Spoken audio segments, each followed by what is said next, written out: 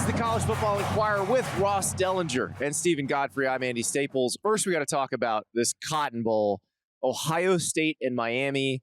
And it's one of those, like, obviously no players on the field remember Ohio State and Miami meeting for the national title in the Fiesta Bowl after the 2002 season. But as an old person, maybe this is a sign that I am an old person now, because when I saw the two helmets next to each other, it just gave me a shock of nostalgia for that game. The helmet game, Godfrey, as you call them, right? The helmet game. Yes, like quintessential, right? Even though Miami was not a historic power until the 80s, it's absolutely a helmet game. I remember where I was, not yet a journalist, not that old, but I remember where I was when this happened. I remember when it happened. I can also assure you that a smattering of Buckeyes in my personal life have told me that on the off chance they meet a Miami fan anywhere in the world, this is still a point of discussion. So over under on times mentioned in the broadcast, I will say I'm going to give it 4 built in mentions on the play-by-play. The name Glenn Sharp is going to come up quite a bit. That was the pass interference, right? Yeah, that's what I'm talking about. Was the that's okay. Yes. That's what I thought. I couldn't. I know Miami played during that stretch for a couple of national championships, and so I couldn't remember if it was that one that was the pass interference. But yeah, I do remember as a high schooler at the time watching that game. This is a fun one. Ohio State was my pick to repeat again, but I'm having some worrisome thoughts over that, given the talent that Miami has and what I saw, how I saw their defense play against Texas A&M.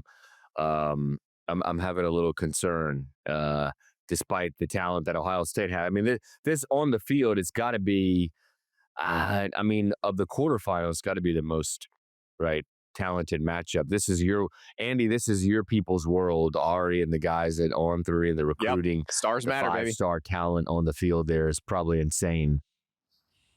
It is, and I think that's what's interesting about this, because when you look at the top end talent that Miami has, the 10-point spread feels a little big, because Ohio State's been great all year. Ohio State's defense has been dominant all year, but if we just go, potential first-round talent for potential first-round talent, Ohio State still has the most of anybody in the bracket. But Miami may have the second most, maybe Georgia. But, when you talk about Ruben Bain, Francis Mauigoa, these guys are absolute first-round talents. Malachi Toney can grow into that, and Bryce Fitzgerald can grow into that. They're only freshmen. That's the thing I'm so excited about, is the level of talent on the field, which harkens back to that Fiesta Bowl when nobody gave Ohio State a chance in that game because it was the Miami team coming off a national championship. They had so many pros on that team. But then when you go back and look at who played for Ohio State that day, they had a ton of pros on that team. That team was absolutely loaded. And I think this is one thing, if this winds up being a close game, I bet we look back in 4 or 5 years and some of the young guys on Miami wind up being big time, NFL draft pick type guys. And I think that's kind of the difference. And so we talked about it on my On3 show on Monday, and because my co-host Ari Wasserman is obsessed with the idea that Jeremiah Smith, his recruitment came down to Ohio State and Miami, and he was very close to picking Miami. He actually had Miami clothes in his backpack on the day he announced. And if Jeremiah had picked Miami, then I think this spread would be completely different. I think it would be close to a pick 'em. But Jeremiah said the reason he didn't pick Miami is they didn't go play in games like this. So now they do, and you wonder, okay, if they could possibly pull the upset here in advance, does that mean the next Jeremiah Smith growing up in South Florida doesn't leave? Oh, yeah. Yeah, I think this is, in terms of narrative function, far more important for Miami in terms of the next 3 to 5 years, because this would be the return that we have talked about or heard about from Miami and Mario Cristobal for years, or their boosters for 10 years, 15 years. But prior to that, even without winning the national title this year or even appearing in the game, I think this one game is sort of a micro referendum. What's interesting to me about this is that Malachi Toney was the difference against Texas A&M, right? When you have outstanding talent in important positions, that's usually the difference when everything else is kind of nullified, like it was in that A&M game. Then you're going to have an outstanding player make an outstanding play. That's what we talk about in college football. Everybody's got shooters on both sides of this. So I'm going to be really curious. You can't just rely on an outstanding player to go and kind of pull you out of the fire the way they did against A&M, because in certain situations the last couple of years, that's how Ohio State has operated as well. The more consistent team here is going to win, and I have absolutely no idea who that is, mainly because of the lack of test on Ohio State's side, and then just because of the general inconsistency of Miami. And we've talked about this before, but like we saw nobody that had a bye last year win a quarterfinal, and this matchup strikes me as sort of like, in a way, the opposite matchup of what we saw last year, where Ohio State was sort of in Miami's place. They won a big first round game, and then came in and played Oregon that had been sitting for 3 weeks or so, and it kind of reminds me of sort of that situation. And I just wonder if Miami has picked up a lot of steam winning on the road against the SEC and in Texas A&M, and then just kind of continuing to steamroll. I don't know what the key matchup is here, but for me, especially after watching Miami's defense against Texas A&M, I do wonder if Miami's front can just get to Julian Sayin and put pressure on him enough to where he can't throw the ball to maybe two of the best receivers in the country. That to me is something I'm guessing that's going to shape the game. Yeah, different game for Miami's front, because last week they had to corral Marcel Reed. They had to make sure Marcel Reed stayed in the pocket and didn't slip out and kill them there. This time, they're not necessarily worried about Julian Sayin doing that, but you got to get him on the ground because he's very accurate. If he gets the ball out, it's in Jeremiah Smith's hands or it's in Cornell Tate's hands, and you have a major, major problem. Now, I will say Miami's open field tackling was excellent, but it's one thing when you're doing it to some, there were good receivers at Texas A&M, but getting Jeremiah Smith on the ground by yourself is a totally different challenge than getting Casey Concepcion or Mario Craver on the ground by yourself. The other thing that I think Miami has to do, and I think this will decide the game, they're going to have to take some risks down the field with Carson Beck. They were extremely risk averse offensively against Texas A&M because they knew if he didn't throw any interceptions, they were in the game. Their defense would keep them in the game. They're going to have to score some because Ohio State's going to score some. They will have to throw the ball down the field, and you risk a Carson Beck game on that front. But they do have talented enough receivers. They've got Malachi Toney. We mentioned him, Keelan Marion, C.J. Daniels. They have talented enough receivers to beat some good defensive players, and Ohio State has maybe the best ones down the field. So you have to kind of open it up if you're Shannon Dawson, the offensive coordinator, and let Carson Beck try to throw it down the field. And that is going to be a fingers crossed, gnash teeth moment pretty much every time. Experience tells us that we should favor the older and wiser quarterback here. But Carson Beck's an interesting case because he hasn't been to the postseason with his team or this offense. He hasn't been to the postseason with Georgia, right? He was out last year when they played in the Sugar Bowl and lost to. He played in the Orange Bowl, I guess, against the zombie Florida State team. But that's pretty much it. So that's Andy. That's what I'm trying to figure out. What is the last truly big time game? Because he was injured in the SEC championship against Texas, right? Mm-hmm. And before that, it was probably the loss to Ole Miss or maybe the Georgia Tech game last year. The loss to Ole Miss, at Texas where they won in the regular season last year. It's been a while since we've had Carson Beck alert status because it's been a while since Carson Beck has been in a high platform game. Whereas then you have the less proven commodity on the other side who has been more consistent in a smaller body of work. I kind of like my hair brethren here saying to have that first A-list marquee moment game. He hasn't really had that yet. He hasn't had a chance to. Yeah, he is so good at threading the needle, throwing into tight windows. And look, the defenses he's played other than Indiana's probably haven't been able to do much with that. So this will be a more talented defense than just from a top end standpoint than anything they've seen. I think Indiana's a more consistent defense, but they only scored 10 points against Indiana. They only scored 14 points against Texas. The Texas defense is the most similar to So he has seen something like that. Texas has Colin Simmons, who's going to be a first-round draft pick. Texas has talent all over the defense, and that was his first start, and he ends up winning the game. So I do think Julian Sayin has seen this, even though he hasn't seen much of it. Andy, the funny thing about mentioning Texas is I feel like the entire game plan, it was almost somewhat acknowledged, was we're going to let our defense win the game. We have a really young quarterback here. We're going to kind of play a really type of small ball offense. And it almost has to be like, as you said at the top, the opposite here. So the Texas game is instructive in terms of talent and defense, but they can't go in there with that. If they come in hyper conservative here, I don't think they can win the game. Yeah. Not to transition to our next one, but a segue. Man, the people at Georgia, they're not really big fans of a one Carson Beck. I'm sure they'll be even New Orleans. I agree. They'll be rooting against the Hurricanes like they have, it seems, all season. They are not fans here in New Orleans, the Georgia guys.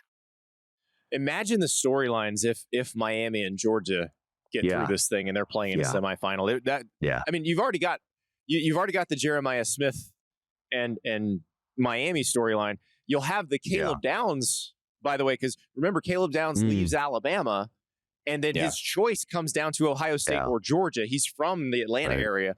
So that was, you're going to get a lot of this, but the Carson Beck thing will dominate it. It will absolutely dominate it if Miami gets through.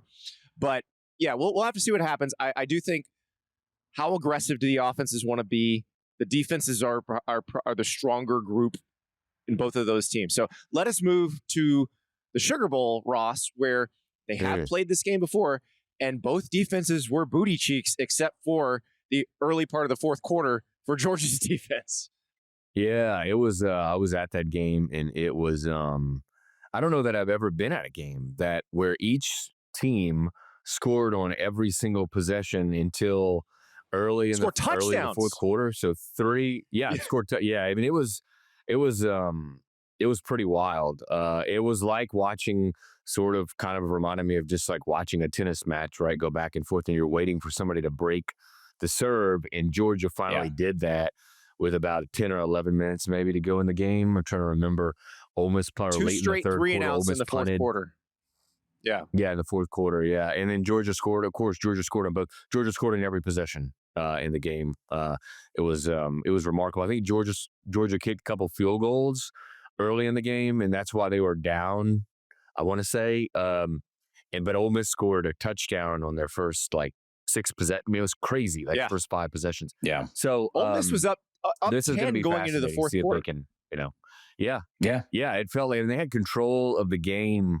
It felt like because they had stopped Georgia enough to force field goals, and so it felt like they were sort of in control of the game. And then so quickly, as soon as Georgia got that stop in the fourth quarter, they ran down the field, and then they stopped them the next possession as well.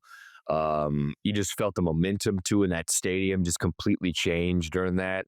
And afterward, Lane Kiffin, I remember him talking about, who, of course, absent Lane Kiffin here, maybe absent Lane Kiffin. He certainly won't be coaching in the game. The question is here, actually, people are asking, will Lane make the hour drive or the 15-minute helicopter flight from Baton Rouge to New Orleans? That's a bad idea. I heard he's been advised by people, do not come to the game, but when has Lane listened to anybody? So that's a really bad idea. Who knows? And Lane's just going on Game Time and buying a ticket. He's going to buy a front row ticket and just position. A lot of He's going to find the camera. A lot of security needed. Yeah, I don't know if Lane will be in the crowd, Andy, unless Lane's bringing a Secret Service level of fortification with him. If he's going to be here, he'll be in a suite, tucked away in a suite somewhere. What's interesting to me is that we haven't yet, we all saw the Tulane win for Ole Miss in the playoff. Everybody got comfortable with Pete Golding. But a lot of things didn't happen in that game, like situational football, right? There was no chess match really involved. They were up 14-0 before you could blink in that game. Things felt automatic. There weren't a lot of confabs. They talked about this after the game.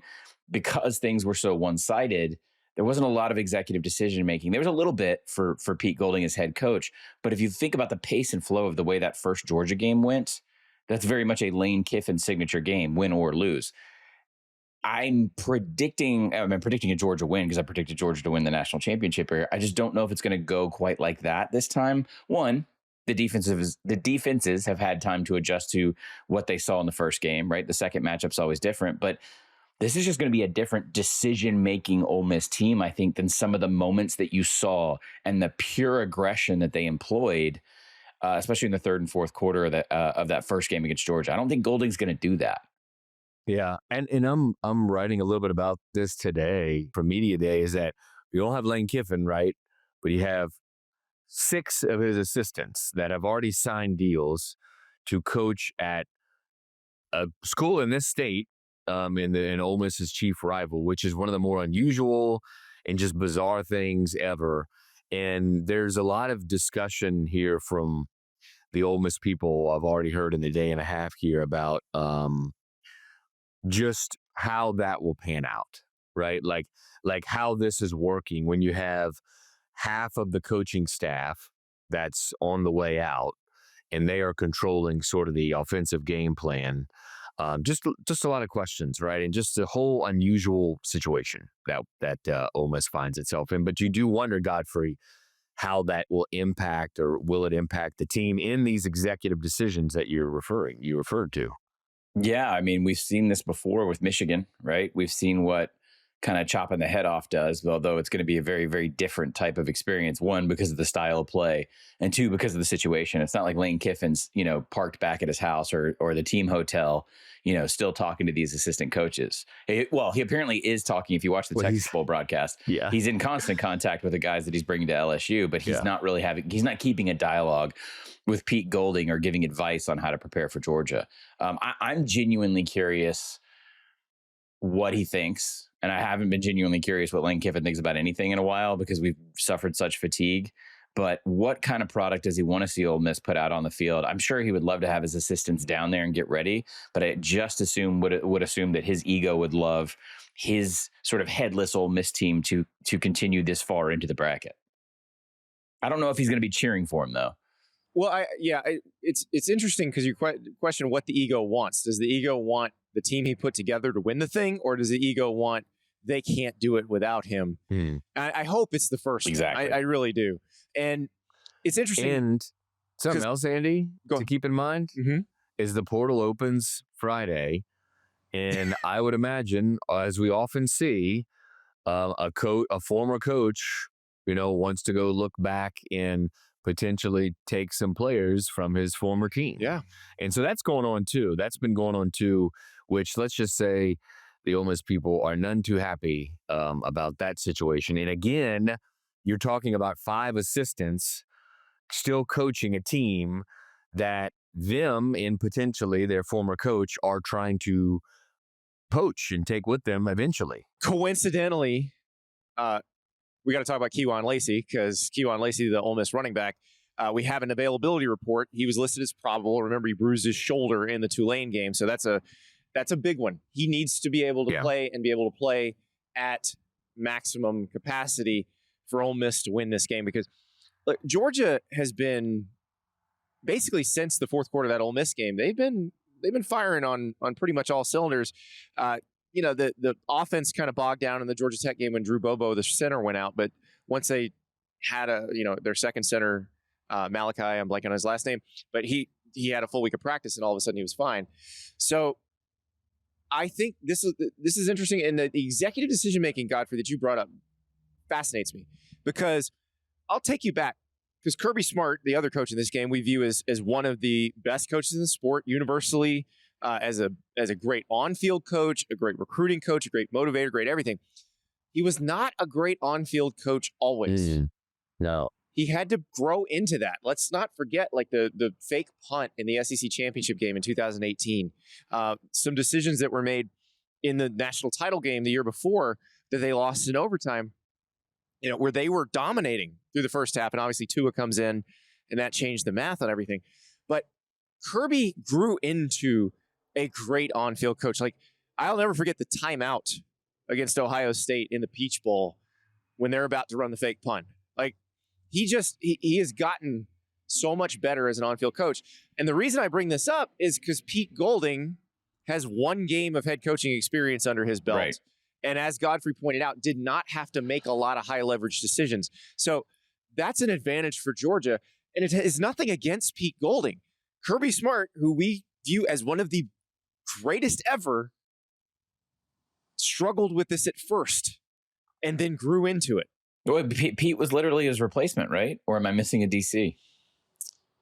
Wasn't Tosh Lapoy? Yeah, okay, that's right. Jeremy Pruitt until he got then, the Tennessee job, then Lapoy, then Golding.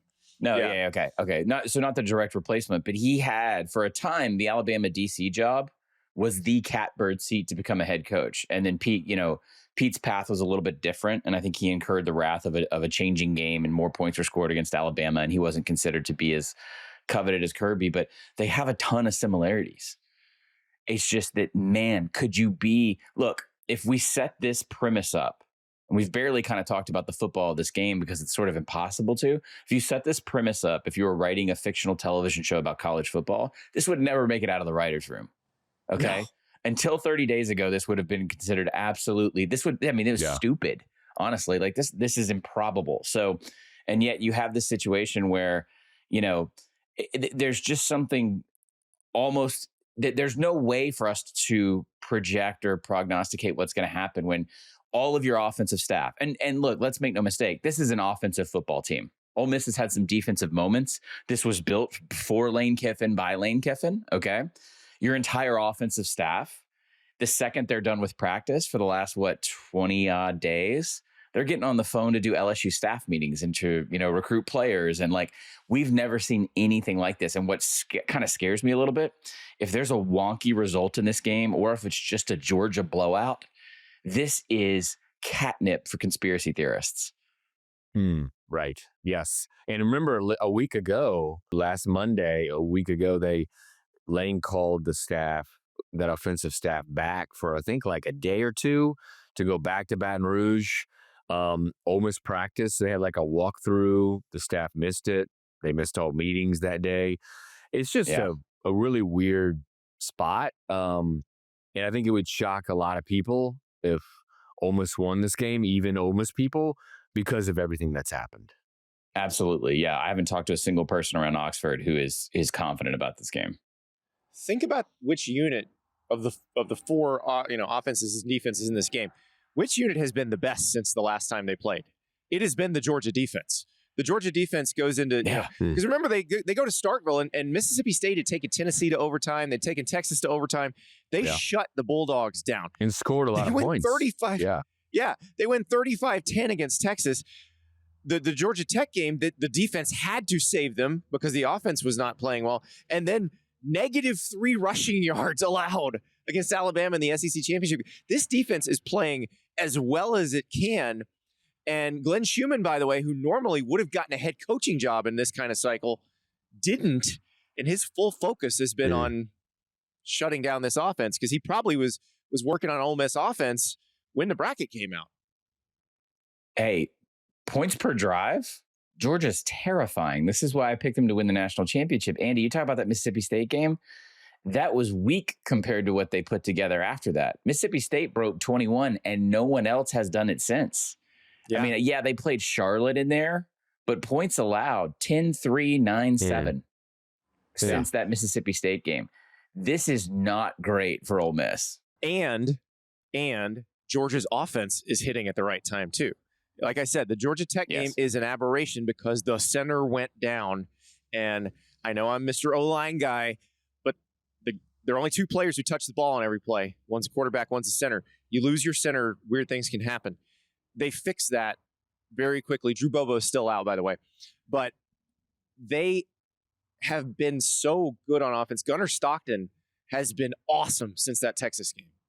The Texas game alone on offense, I mean, Ole Miss's defense has been opportune at times this season, but I mean, if you need a fifth or sixth reason to pick the Bulldogs in this game, it is that body of work that they put out against Texas because they saw a talented, albeit flawed defense in Texas, Andy, with NFL talent, and they were able to get creative in a way that we haven't seen in I mean, as I scan back through the schedule, it's probably the most creative I've seen the Georgia offense this season, with the exception of maybe some forced big plays against Tennessee, where they kind of had to get the ball downfield to keep serve. This is as complete a team coming out of the SEC as you could ask for at this point in the season.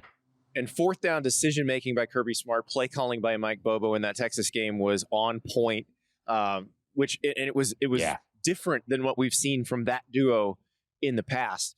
They seem like they understand, as good as their defense has been playing, this era of college football is not designed for defensive dominance. So you've got to take some of those chances. And I thought Bobo really called a great game against Texas. And I saw Kirby, to Chris Lowe, my coworker on 3, Kirby, did the whole, hey, look, guys, I know you don't like Mike Bobo. Get over it. I love Mike Bobo. And he's been awesome. He's taken a lot of flack, hasn't he? Well, yeah. I mean, it's actually on the back of the driver's license in Georgia is run the ball Bobo. So, I mean, it's just, Kirby can get over that too. This is, he knew what he was doing when he brought Mike back into the program. I mean, I'm not defending the idiot in the stands, but I kind of am. Mike also earned that reputation over the course of many seasons in Georgia. So listen, you throw the ball 4 times against South Carolina inside the 5-yard line, and all of a sudden, you build 1,000 bridges and never mind. Okay, gentlemen. Yeah, these games are going to be so much fun. Ross, you're headed to Sugar Bowl Media Day, so you'll be talking to the Rebels and Bulldogs today. We do have to talk about some teams outside the playoff that are making some very interesting hires, and we will do that when we return on the College Football Enquirer. We're back at the College Football Enquirer, and just to remind you, if you want to see the beautiful bookshelf behind Steven Godfrey, the hotel room behind Ross Dellenger, or the tiki hut that I am standing under, go to the home screen on your smart TV, find that Yahoo Sports Network icon, click on it. You can watch all of the shows from the Yahoo Sports Network. Godfrey's on Yahoo Sports Daily all the time. You can catch him. Also, if you want to see us day or night, any device, anytime, go to yahoosports.tv on your phone, on your tablet, on your laptop. We will be there for you. Click the College Football Enquirer, and you can watch us in all our glory. Gentlemen, some news breaking. So we are behind, peel back the curtain. We're recording this pretty early on Tuesday morning. But because Chip Kelly doesn't sleep, Chip Kelly and Northwestern got a deal done. I want to say it was like 4:55 a.m. Central Time. Mm-hmm. For Chip Kelly to be Northwestern's new offensive coordinator. I welcome back to college football, Chip Kelly. You got a lot of money from the Raiders for about 8 weeks of work, and now you're back. I got a question. Don't you think the Northwestern job would have been available at like 9:15 over brunch? I mean, I'm pretty. Hey, as we say in the South, that would have kept that'd keep. You didn't have to do that at 4 a.m. like a weirdo. No. Or like last night. Very odd. But, whatever. How's that Pop-Tart, Godfrey? What was that, strawberry? It's pretty good. It was frosted cherry. Frosted cherry. All right. Very jealous. That's a tease for those who don't know.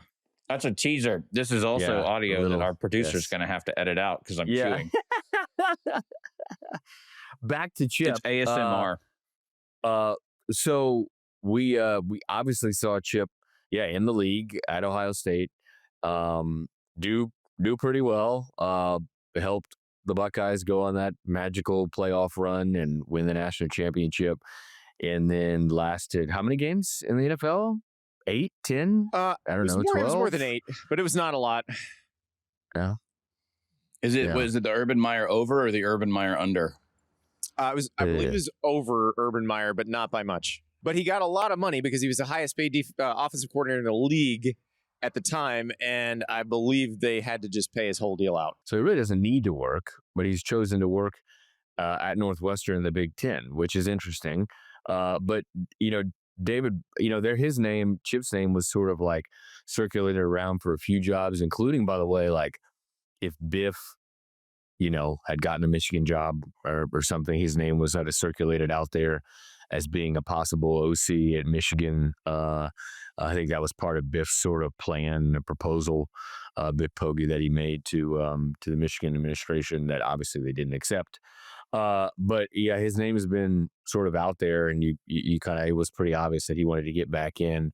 And so for Braven Braun and them, like if you're a Northwestern fan, I'm guessing you're pretty pumped about this. And it seems like a really big hire, and you do wonder if Chip eventually, if he has enough success and things stabilize more ever in college sports, will he ever want to be a head coach again too? Is that sort of in his future at all, since he's sort of getting back in it when he really doesn't have to? Because as Andy said, he has plenty of money and he's done plenty of things in college football and beyond. I would counter that Chip does need to work, because I think Chip is a little bit like a shark, and he's definitely afraid of not swimming. I was looking through his CV. I don't know. Well, there's a great Raiders joke in here if you want to make it.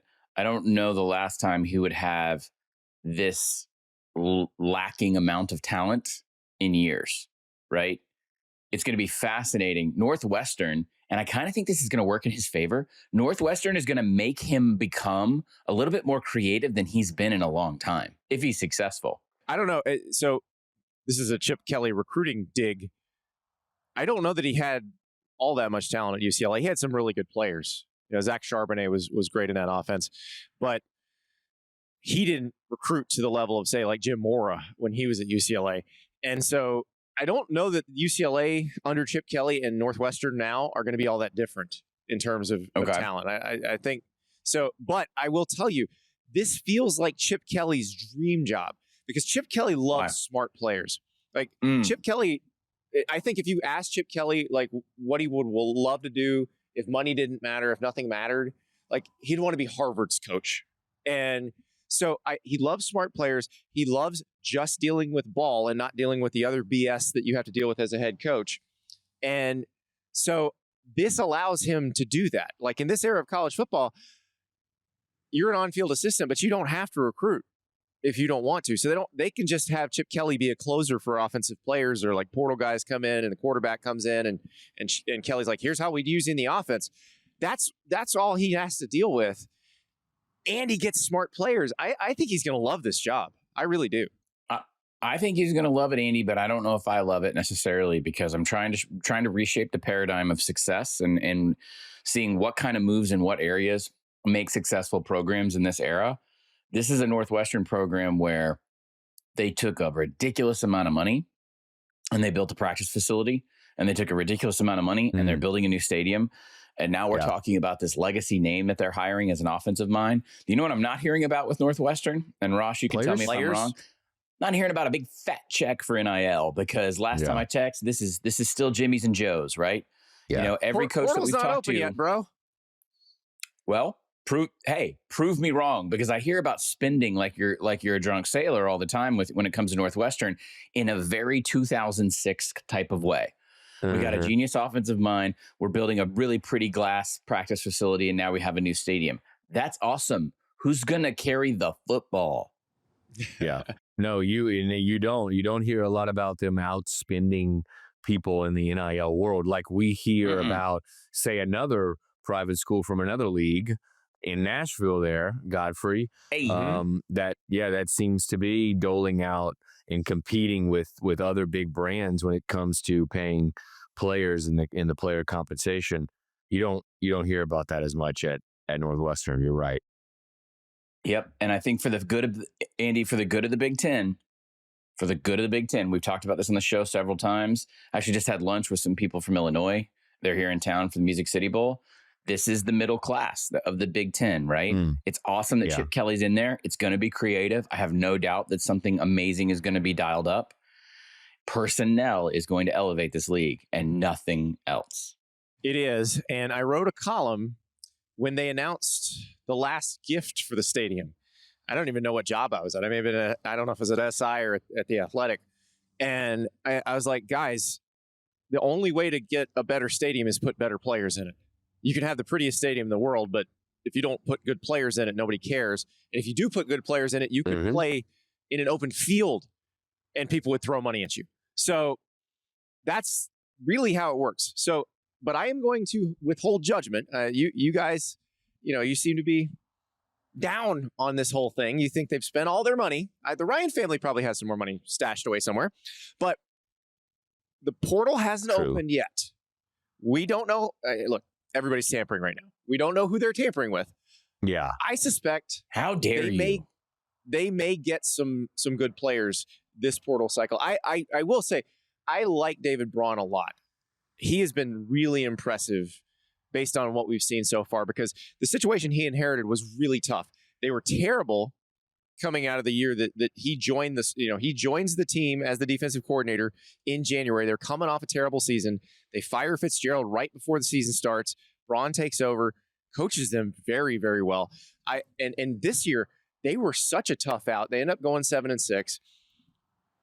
You get a little bit better roster with him coaching the defense, with Chip Kelly coaching the offense. That is a team that can compete in the top third of the Big Ten.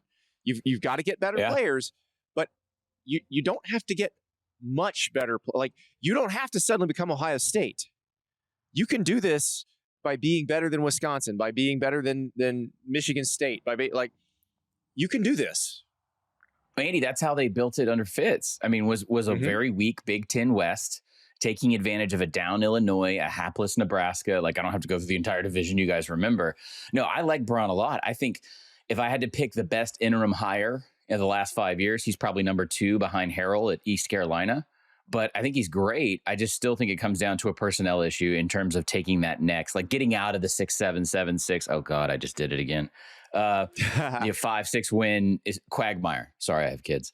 I still think personnel wise, you got to do something else if you're talking about an 8 or 9 win team. Well, and y'all know this, like Braun entering this season, there was pretty much an expectation that he wasn't going to be there next year. Like, and just around the industry, right? Everybody expected that job to change. They expected them to go 4-8 or something, and that job to change. And what he's done there has been, it's been pretty remarkable. And you would think that maybe they just got a lot better with this Chip hire. We'll see. Here's their 2026 Big Ten schedule. We don't know dates or anything yet, but they play Illinois, Indiana, USC, Wisconsin at home. On the road, they play Maryland, Michigan, Nebraska, Purdue, Washington. So, like, it's Illinois, it's Wisconsin, it's Washington, it's Nebraska. Like, what do you do in those games? Because those are your swing games. Those are the teams that you have to be better than. You're probably not going to be better than Indiana. USC will be interesting because their schedule's brutal next year. So it really will depend on where Northwestern falls in the schedule. But it's doable. It's not easy, but it's doable. You can have a good team with a schedule like that. Hey, and to sort of further your enthusiasm, this is what I tell every have-not or structurally disadvantaged program in the power is you have to zag. You have to do something different. This is why I preach the gospel, the option. Chip Kelly's not that far off. Philosophically, I think their scheme will do something to close the gap in those games against much more talented teams. But I think personnel will win those games that you sort of have to stay at that 7-8 win level. Chip will create an offense that works with the players he has. That's what he's done historically. Everybody thinks it's just the blur offense from Oregon. It's absolutely not. The offense he was running at UCLA was completely different. What he ran with the Philadelphia Eagles was completely different. He adapts to whatever he needs to adapt to. Though definitely it is, but in Godfrey, I think you appreciate this too. The one constant is they will run between the tackles. When they're working, they are great between the tackles. So he'll keep on running. I'm excited to see this. He's not scared. He's arguably the most creative run game mind outside of the option tree that we've had in 30 years. Yeah, one thing too. He should know as good as anybody the sort of the schemes and the talent and the players in the Big Ten, right? I mean, he studied it all at Ohio State, and before that UCLA for a year, maybe 2, or maybe just a year. He was at UCLA in the Big Ten, and then a year at Ohio State. So he should know everybody, even though the coaches turn over and obviously the players turn over more than ever. He should know sort of the talent and the profile of a lot of these schools. Yeah, it is. Lot of familiarity in the Big Ten. Also, Danton Lynn, the defensive coordinator from USC, going to Penn State, so he's already familiar with the league he's going to be in. So we're going to see a lot of that. Yeah. But guys, we have to pay something off because Godfrey wrote a strongly worded letter last week, and it resulted in something beautiful being dropped on his doorstep. We'll talk about it when we come back. We are back at the College Football Enquirer, and if you recall last week, Steven Godfrey was a little upset because he did not get a care package from the Pop-Tarts Bowl. Is this because of all the things I said about the bowls that I don't get a Pop-Tarts care package? I don't know. I grew up in suburbia in the 80s. Half of my diet was Pop-Tarts in the early 90s, okay? I want my care package. Does Pop-Tarts Bowl have a handle? Because I'm in the middle of blowing them up. I am a lifelong frosted cherry. I love how he's writing a strongly worded letter right now in the middle of the show. I am tweeting this live on Yahoo. I am an important influencer. I'm following up. You're trying to get the care package? I want my Pop-Tarts. And Pop-Tart better be on my doorstep. Now, the Pop-Tarts Bowl has been played. It was an excellent game. BYU goes down early, comes back and beats Georgia Tech. They were Team Sprinkle, I believe. And so the frosted cherry and the cookies and cream Pop-Tarts sacrificed themselves. The protein strawberry Pop-Tart dove to safety. Some are saying that was a Notre Dame coded response by Team Protein Pop-Tart. Some are what saying. I saw on the internet. Guys, I was about to say I'll never do this again. That's not true. I'll make an ass out of myself on the show all the time. So before we even get into the amount of stuff the Pop-Tarts Bowl sent me, an individual who shall remain nameless, who I've known for a long time, who works for the Pop-Tarts Bowl, also decided it would be funny on Christmas Eve morning to DoorDash me 26 boxes of Pop-Tarts. No. Ross, Stop. Pop-Tarts. No. Pop-Tart. I'm not going to do the whole box. I put them back in shopping bags. Okay, so we're going to do a quick unboxing. I got this, which I don't know what's in it, but I have seen on social some of our media brethren. Yes. Oh, my. We have, please remove plastic bag. No, that's okay. I'll choke on it. I have stuffed Pop-Tarts. Oh, yeah. Those are the, what do they call it? Wait, what does it say on there? The emotional support Pop-Tarts, I believe, right? These are emotional support Pop-Tarts. Yes. All right. Yeah, emotional support. The emotional support Pop-Tarts for me are the ones I can eat. Yeah. Oh, God. Look at this QZ. Just in time for AFCA, boys. That's a sprinkle quarter zip. Just in time for Holy, AFCA. oh, my God. All right. I have That's awesome. I think it looks like 2 t-shirts in here. Oh, man. So those of you who watch the show a lot know I was wearing a Metallica shirt last episode. Yahoo Sports.tv. This is kind of Metallica inspired, right? Yeah. Oh, yeah. Very much. And then we're not done. I have 2 of whatever this is. This thing is huge. What is that? You don't know what's inside? Is it like a Pop-Tarts themed cornhole game? What are we looking at here? I'd say we're looking at about 35 pounds, whatever it is. So, wow. Okay. Oh my God. Hang on. It's magnetically sealed. Wow. Oh, this is like opening the Ark of the Covenants. Holy crap. Okay. I got to get this on camera. Wow. Oh, is that the different kinds? Yes. That's what they sent to my house where my wife has gotten into all this. I'm on the road for a week and haven't gotten back. Wow. I have 2 of these. So there's protein in here, Ross. There's cookies and cream. Here's your protein. Yeah. I feel like and this the is cherry, what right? There's the cherry. Yeah, there's protein. Yeah. 10 grams in each Pop-Tart, I believe. Not bad. I would say conservatively, guys, I have about 40 boxes of Pop-Tarts in my house right now. Oh man. The lesson is a very American one. Complain about things on the internet and brands will come through. Okay? That's right. So thank you to Pop-Tarts Bowl. I will wear this. I think there's a different lesson. I have to go to AFC. Andy, I'm wearing this at AFCA. No, that's a great quarter zip. That is awesome. Yeah. Like, get that out of the pack. I'm about to say, I want to see more of this quarter zip. Yeah. This is sex right here. Is there a logo? Oh, there's a Pop-Tarts logo. Oh, God, it's sleeveless. Yeah. Oh, it's a sleeve. It's a vest. It's like a vest. I want guns out when you wear that, Godfrey. That's going to be guns out. That's nothing underneath. Nothing underneath and like unzipped all the way. I made a few trips just work on my tone before we do that. Yeah, there you go. the other lesson here, Godfrey, is not that you complain about things on the internet and brands will come through, although that is a pretty valuable one. It is, if you have a bowl game and you'd like your bowl game to matter, or if you're a bowl sponsor and you'd like it to matter, have some fun. We just gave Pop-Tarts an entire segment. The game has already been played. And they didn't pay us $1. Who's the sucker Brilliant here? marketing. Oh yeah, there it is. Brilliant there marketing. it is, right there, boys. Oh, there you go. It's kinda, That you know what? looks I kind of great. feel like a maternity ward nurse, like in Scrubs. Sorry to put this over my other free shirt from Yeah, Delaware. for those not watching, Godfrey has slipped on his Oof. sleeveless quarter That zip. is nice. What is it? Confetti. Oh, that is nice. Pop-Tart shirt. Look YahooSports.tv out, ladies. if you want to see it. Look out, ladies. Amazing. Yeah, Look- here's the deal. In America, if you complain loud enough, Here comes no, the to Andy's Pop-Tart point, guy. hey, to Andy's point, what a revolutionary concept to have fun, Yeah. to make it weird, which is what college football is. No matter how much college football tries, and all the billionaires and all the helmet dorks, this is supposed to be a weird sport, and it is. So they played a good football game because they had two really good football teams play. It's the only game I watched all 4 quarters of in the bowl system so far. It is in the the best non-playoff one bowls. that's the most exciting game that's been played Probably so the best far. game I think- yet. Yeah, probably. Yeah. The Hawaii Bowl ending was fun, but that was more for avoiding small talk, as that's what we do on Christmas Eve. But the Pop-Tarts Bowl is the template for how to have a fun bowl game. Treat the players well, treat the teams well, put on a good football game, and then also don't be afraid to, y'all. So I worked in live event segment production in pro wrestling. Did you guys watch the whole toaster sacrifice situation with Sataki and all that?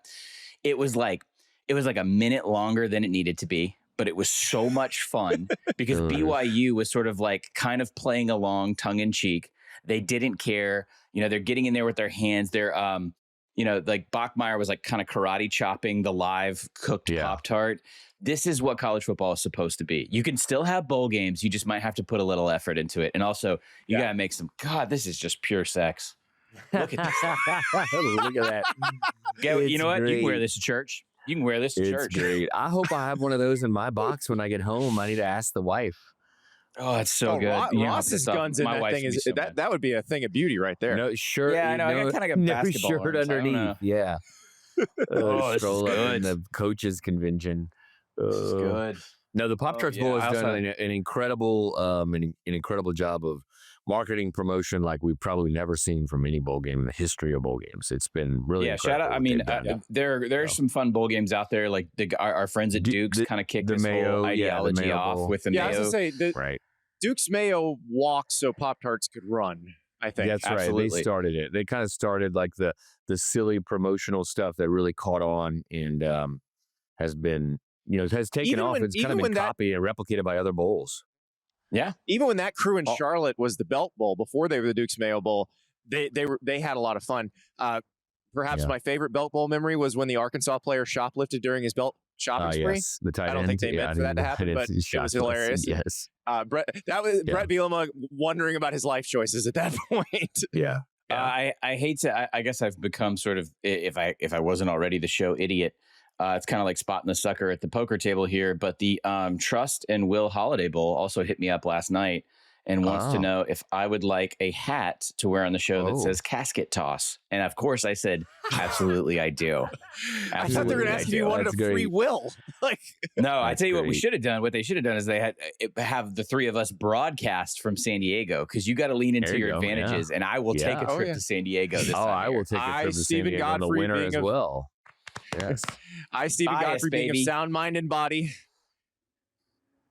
God, this thing's awesome. I love this so much. And I have Looking enough good, cherry man. Pop-Tarts to make it. Looking I can good. eat a cherry Pop-Tart a day until daylight savings ends in March, which is kind of like an emotional support system for me. This is fantastic.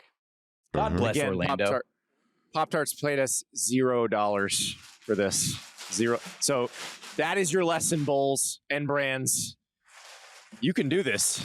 You just have to have a little Just fun. send You us have to a get a bunch little of weird stuff. and send A little Godfrey emotional. There it is. vests. There's the emotional support Pop-Tarts. Emotional. Aren't they great? Oh, this one's I mean, been bitten, I'm but you know feeling what? already better about my emotions already. Oh, It's that still- one's like look, one It's 1/10 been of it's bitten, gone. but it's still happy. That's called metatext. That's a me. metatextual commentary on the year 2025, folks. Nice. Look at this Very beauty. good. Godfrey's going to That's great. squeeze that Perfect. one while his alma mater plays against Georgia in the Sugar Bowl because it's going to be stressful. Nah, screw that. Go Dogs. Yeah, I got to get to media day, Andy. I'm jumping Media to day Go time. Dogs, man. All right, Ross has to go to media day. Schedule I got to talk to update. these LSU assistant coaches. So weird. in Ole Miss polos. LSU assistant coaches wearing Ole Miss polos. Those colors blend. Friday, we will have a show. No show Thursday because there are 3 quarterfinal games.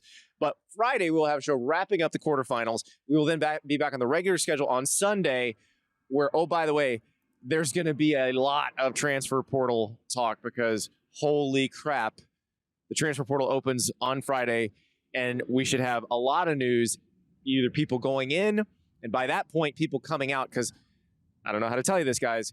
There's some tampering going on. So everybody tamper friendly, tamper safe, and we'll talk to you on Friday.